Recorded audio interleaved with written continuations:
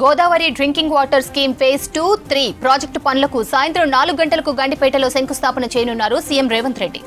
రాష్ట్ర ప్రభుత్వం 7,360 కోట్లతో ఈ పనులు చేపడుతోంది. గోదావరి నుంచి హైదరాబాద్ 20 టీఎంసీలను తరలించాలని లక్ష్యంగా పెట్టుకుంది. ఇందులో 17.5 టీఎంసీలు హైదరాబాద్ తాగునీటి అవసరాలకు, మరో 2.5 టీఎంసీలు మూసి ప్రక్షాళన, జంట జలాశయాల పునర్జీవనానికి వినియోగించనుంది. ప్రస్తుతం హైదరాబాద్ కు వివిధ ప్రాజెక్టుల ద్వారా 580 నుంచి 600 ఎంజీడీల నీళ్లు సరఫరా అవుతున్నాయి. భవిష్యత్తు డిమాండ్ దృష్టిలో ఉంచుకొని మల్లన్న సాగర్ నుంచి మరో 300 ఎంజీడీల నీటిని నగరానికి తరలించేందుకు రాష్ట్ర ప్రభుత్వం ప్రణాళికలు రచించింది. ఈ ప్రాజెక్టుకు సంబంధించి డీపీఆర్ ను వాప్కో సిద్ధం చేసింది. గన్పూర్, షామీర్పేట్ వాటర్ ట్రీట్మెంట్ ప్లాంట్లు నిర్మించనున్నారు. గన్పూర్ నుంచి ముత్తంగి వరకు భారీ పైప్ లైన్, పంప్ హౌజ్లు, సబ్ స్టేషన్లు ఏర్పాటు చేయనున్నారు. 2 ఏళ్లలో Godavari drinking water scheme phase 2, 3 ప్రాజెక్టును పూర్తి చేయాలని రాష్ట్ర ప్రభుత్వం లక్ష్యంగా పెట్టుకుంది. ఇక దీనికి సంబంధించిన పూర్తి డీటెయిల్స్ సదా అందిస్తారు. సదా,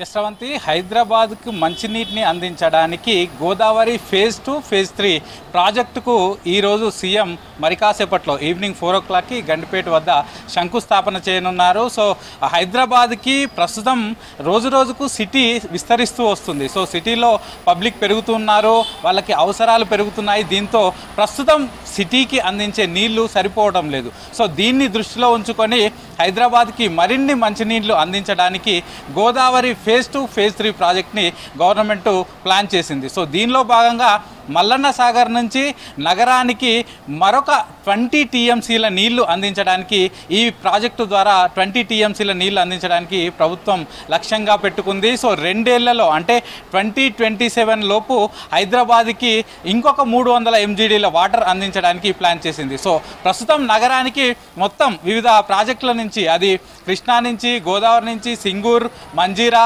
వీటన్నిటి నుంచి ఇటు 580 నుంచి 600 ఎంజీడీల వాటర్ను డ్రా చేస్తున్నారు.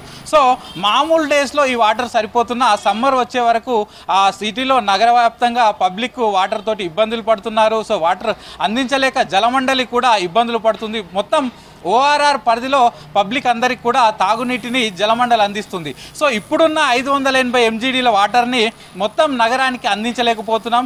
సిటీ స్ప్రెడ్ అవుతుంది, పబ్లిక్ కూడా పెరుగుతుంది. కాబట్టి ఈ గోదావరి ఫేజ్ 2, ఫేజ్ 3 ప్రాజెక్ట్ని తీసుకొస్తున్నామని ప్రభుత్వం చెప్తుంది. మొత్తం 7,360 కోట్ల నిధులతోటి ఈ ప్రాజెక్టు తీసుకొస్తున్నారు. సో ఇది హ్యామ్ మోడల్లో తీసుకొస్తారు. సో అంటే దీనిలో 40% ఖర్చు ప్రభుత్వం పెట్టుకుంది, 60% ఖర్చు ప్రైవేట్ కంపెనీ ఎవరైతే నిర్మించబోతున్నారో, నిర్మించి దీన్ని మెయింటైన్ చేయబోతున్నారు, సో వాళ్ళు పెట్టుకుంటారు. సో హ్యామ్ మోడల్లో తీసుకొస్తున్నారు. సో 2 ఏళ్లలో ఇటు హైదరాబాద్కి 300 ఎంజీడీల వాటర్ని దీని ద్వారా తీసుకొస్తారు. సో మొత్తం 20 టీఎంసీని తీసుకొస్తున్నారు. కాబట్టి దీనిలో 17.5 టీఎంసీ వచ్చేసి మొత్తం ఓఆర్ఆర్ పరిధిలో ప్రజలకు మంచినీటిని అందించడానికి, మిగతా 2.5 టీఎంసీలు వచ్చేసి ఇటు జంట జలాశయాలైన ఉస్మాన్ సాగర్, హిమాయత్ సాగర్, వీటన్నిటికీ ఈ రెండింటికి కూడా పునరుజ్జీవం కల్పించడానికి ఆ 2.5 టీఎంసీల వాటర్ను యూటిలైజ్ చేసుకుంటామని ప్రభుత్వం చెప్తుంది. సో తాగునీటి విషయానికి వస్తే ప్రస్తుతం 600 ఎంజీడీ వరకు వస్తుంది.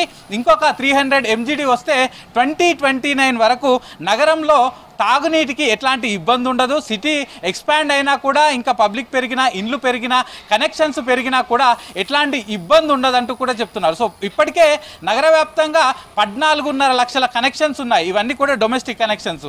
సో ఇవే కాకుండా మరొక 3-4 ఏళ్లలో ఇంకా భారీగా పెరిగే అవకాశం ఉంది. సో సిటీ అవుట్స్కట్స్లో చాలా వరకు రెసిడెన్షియల్ ప్రాజెక్ట్స్ వస్తున్నాయి, విల్లా కమ్యూనిటీస్ వస్తున్నాయి, పెద్ద పెద్ద హైరైజ్డ్ బిల్డింగ్స్ వస్తున్నాయి. సో వాటికి భారీ స్థాయిలో మంచినీటిని అందించాల్సిన అవసరం ఉంది. సో అట్లాంటి వాటికి కూడా ఎక్కడా ఇబ్బందులు లేకుండా ఈ గోదావరి ఫేజ్ 2, ఫేజ్ 3 తీసుకొస్తున్నామని ప్రభుత్వం చెప్తుంది. సో దీనిలో భాగంగానే మరి కాసేపట్లో గండిపేట వద్ద ఈ ప్రాజెక్టుకు సీఎం రేవంత్ రెడ్డి శంకుస్థాపన చేయనున్నారు. సో ఇదే కార్యక్రమంలో మంత్రులు కూడా పాల్గొనున్నారు. మంత్రి వివేక్ వెంకటస్వామి కూడా ఇదే ప్రోగ్రాంలో పాల్గొనున్నారు.